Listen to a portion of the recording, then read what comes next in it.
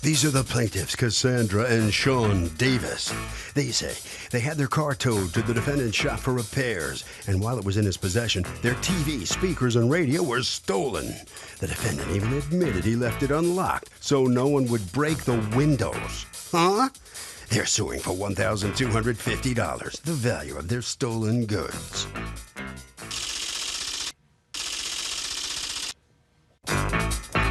This is the defendant, Dimas Ernesto Rosario. He says whenever a customer drops their car off, he tells them, take their valuables out of their vehicle, and are aware that he is not responsible if something should happen. Therefore, he owes nothing, and this lawsuit will be won by him, guaranteed. He's accused of leaving personal property vulnerable to theft.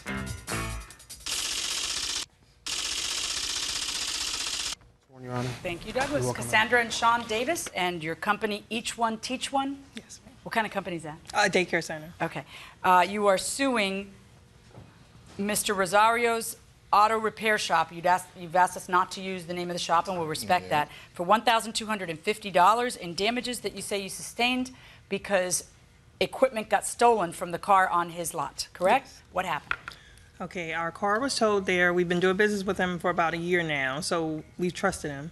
So we towed the car there from the Parkway, Garden State Parkway. Because the car broke down? Because the car broke down on the Parkway. What kind of car is this? It's a passenger van, Dodge.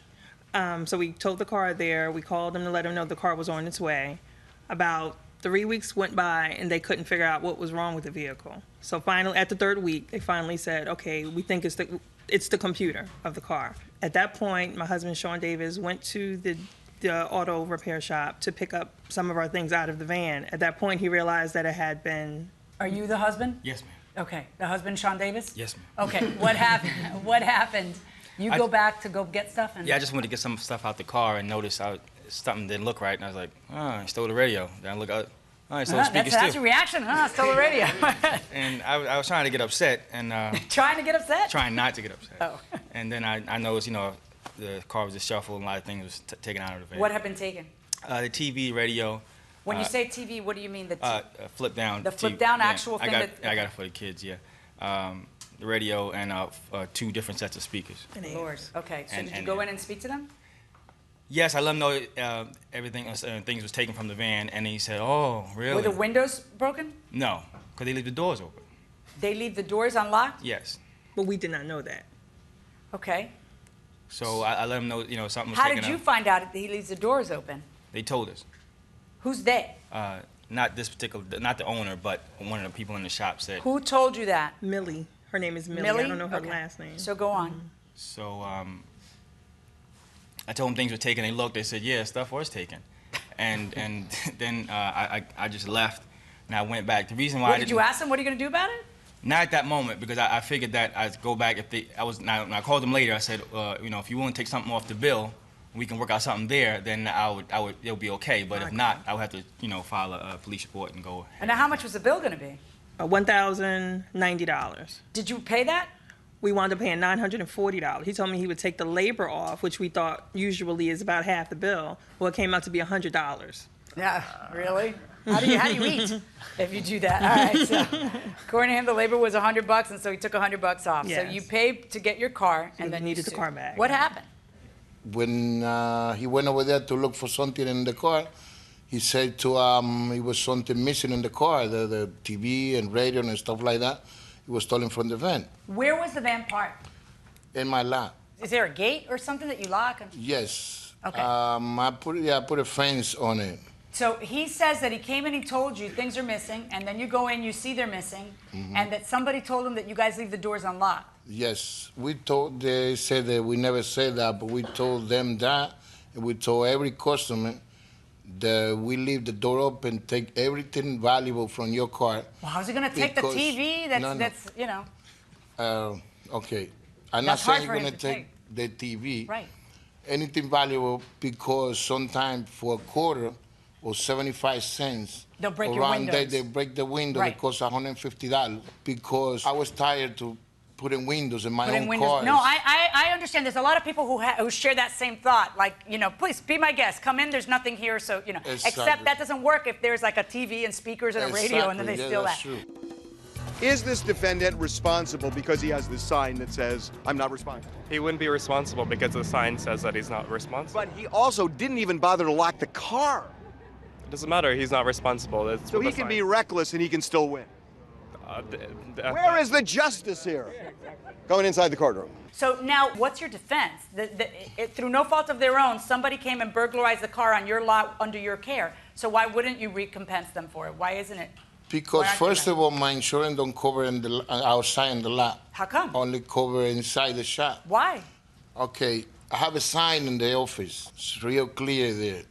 They say I'm not responsible for anything that happened in the car. I know, you could When it's say in that, the- but that doesn't necessarily mean it's so. You still got to protect the stuff you take in. Show me the sign. Do you have the picture of the sign? Yes. Yeah. Had you ever seen the sign? No, ma'am. Okay. Did fine, he ever it's fine. tell you we leave your cars unlocked? Absolutely not. No. Okay. I have pictures of Can you prove, does the sign say we leave your cars unlocked? Not Right. that, but they say I'm not responsible for anything that happened in my property.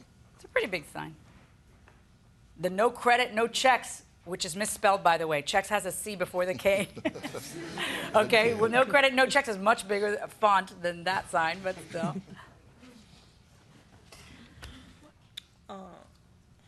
I just took pictures of the well-lit parking lot. It's a 24-hour gas station right across the street, and I just want to make a note that everything was like unscrewed.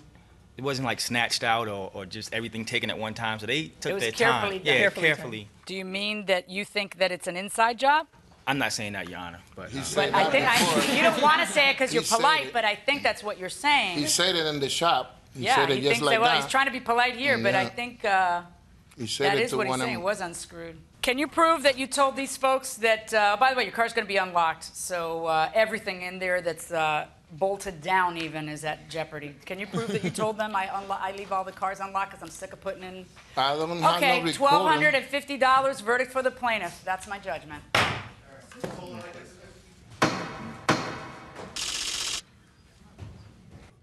Well, the defendant's stepping out into the hallway here. What are your thoughts as you come out on the losing end of this case that way? Well, I never thought it was going to be that way because, you see, I told them my sign, the sign that I bought and put in the office, it was to protect me to anything that happened when I'm not there. But I guess I'm going to have to rip it off and leave it clean and defend myself the other way. Okay, so, yeah, so I was going to ask you, so what are you going to do differently now? That's what it's going to be?